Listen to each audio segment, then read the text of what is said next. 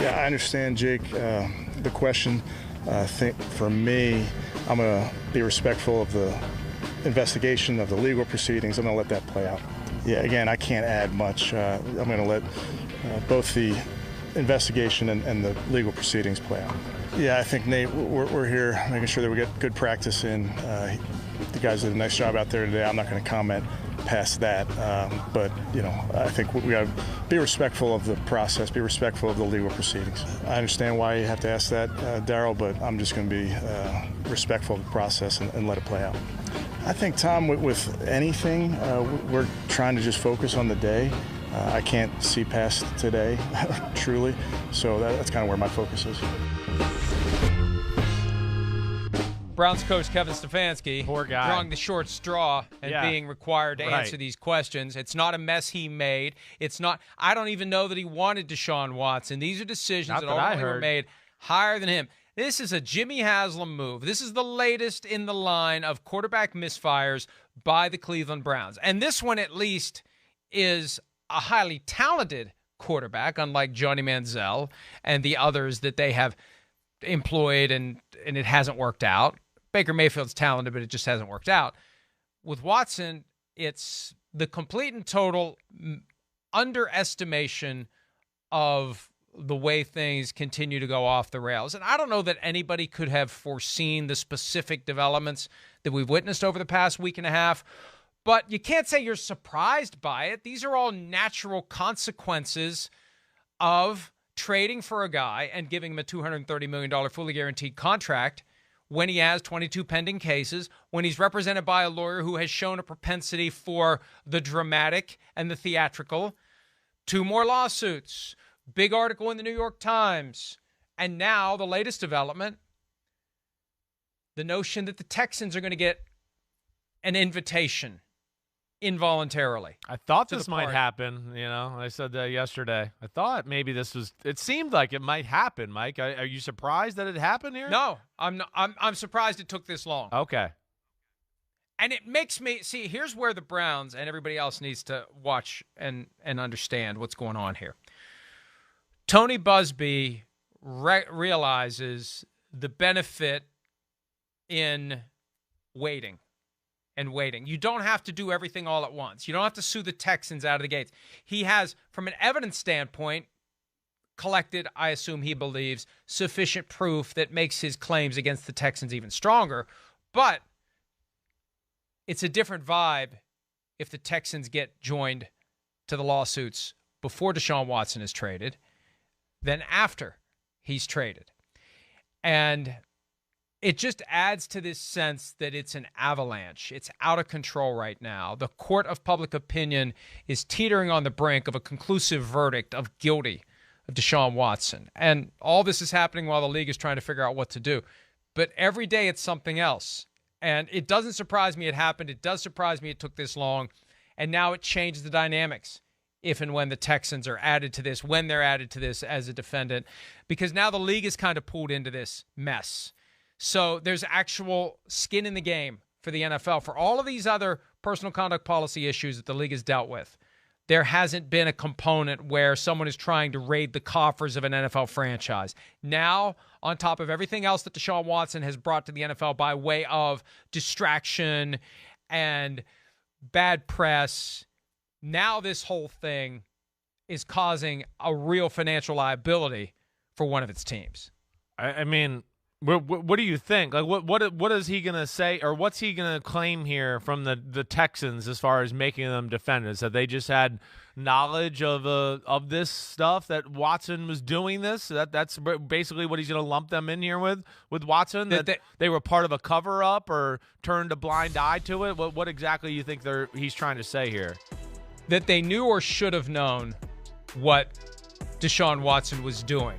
They knew or certainly should have known. There it is, 5 lines up from the bottom of the statement from Tony Busby yesterday. They knew or they should have known. We talked about that yesterday. Right. As it related to the comment that was made on social media, the threat from the woman who ended up being the 23rd plaintiff to Deshaun Watson, I will expose you, with text messages and Cash App receipts. He talked to the director of security about it. The director of security responded by giving him a non-disclosure agreement to use at these massages, instead of telling him, stop what you're doing. If you need a massage, you've got facilities here. Or without asking any questions, Deshaun, why are you getting massages from these women when we've got a world-class training staff here? Or I can set you up with one person that we can trust, that we know is okay. That's right. That isn't going to create an issue. I don't know, maybe a man, right? You're not going to get into these issues if it's a male massage therapist.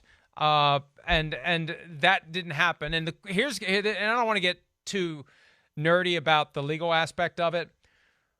The biggest defense for the Texans will be, the threshold defense will be, we don't have a duty of care. We don't have a duty. There's nothing we're supposed to. We didn't do anything. These are his actions. If he's engaging in criminal misconduct, we're not responsible for his criminal misconduct. And see, I hadn't thought of it that way, but it really sets the stage to have another party at the table that is throwing stones at Deshaun Watson. Because the best argument for the Texans very well may be, we are not responsible for his criminal misconduct. And the argument from Busby will be, you knew enough to acquire a duty of care to these individuals to protect them from a predator. You knew enough that you should have asked the questions to ascertain whether or not this man potentially is a sexual predator who was utilizing hotel room you provided, NDA you gave to him to facilitate his effort to commit these crimes. That will be the argument by Busby, but the argument by the Texans actually makes it worse for Watson, because the Texans have every reason to say, we're not responsible for his crimes. You're right. I didn't think about that aspect of it. Yeah, so the Texans, what you're saying, they could end up piling on here for Watson a little bit and making things harder for them. I don't know, Mike, what is this, you think? Day 12, 13 in a row of just one haymaker after another from Busby and that side, just crushing Watson in the court of a public opinion? That to me is, again, it's just like, Mick, stop the bleeding in the Watson corner right now. It just gets worse every single day. It really does. And, I think you're right. With the paid leave or whatever, I think the pressure's on the NFL here that they're going to have to make a pretty big decision here pretty soon. They're going to have to. One thing that Busby is doing, regardless of whether you agree with his tactics, he is following legitimate news coverage of the event with a strategic move on the chessboard. The HBO Real Sports story 16 days ago. They followed that up the following Tuesday, the first business day after Memorial Day weekend, with lawsuit number 23. The New York Times story comes out on Tuesday. The next day, Tony Busby says, after the Times story gets into the Texans' role in all of this, that's when Busby says, I'm suing the Texans. See, it's a different vibe if it's Busby out of the blue saying, hey, I'm going to sue the Texans. But the New York Times story gives credibility to the idea that the Texans may have some responsibility. So he doesn't look like an ambulance chaser when he chases the New York Times story with his intention to sue the Texans.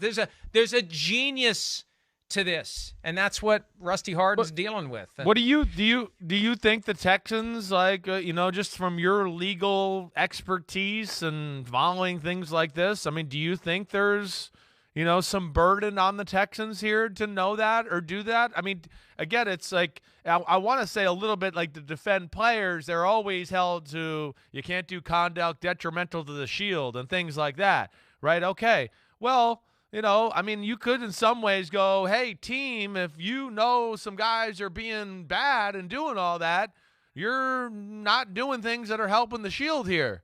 And so there's part of me that just, wonders about that aspect a little bit, I guess.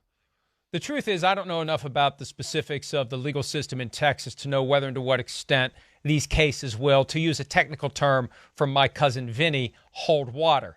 But I do know this, that when the director of security for the Houston Texans catches wind of some potential issue with Deshaun Watson and massages, and I could destroy you if I want to, I could expose you if I want to, the answer to that should not be give the guy a non-disclosure agreement that he can take to these massages to get them to sign it so he keep their mouths shut. The goal should be to get Deshaun Watson to avoid to do the kinds of things that people wouldn't keep their mouths shut about. That's what should have happened. So morally, not legally, but it kind of covers both. The move should have been to have a heart-to-heart with Deshaun Watson and get him to stop doing things that would lead to these kinds of threats being made. So they got a problem, and they can blame it on their director of security because I think that's the person who handled this the wrong way. Hi, I'm Mike Tirico, and thanks for watching. Make sure to hit subscribe for the latest news and highlights from NBC Sports.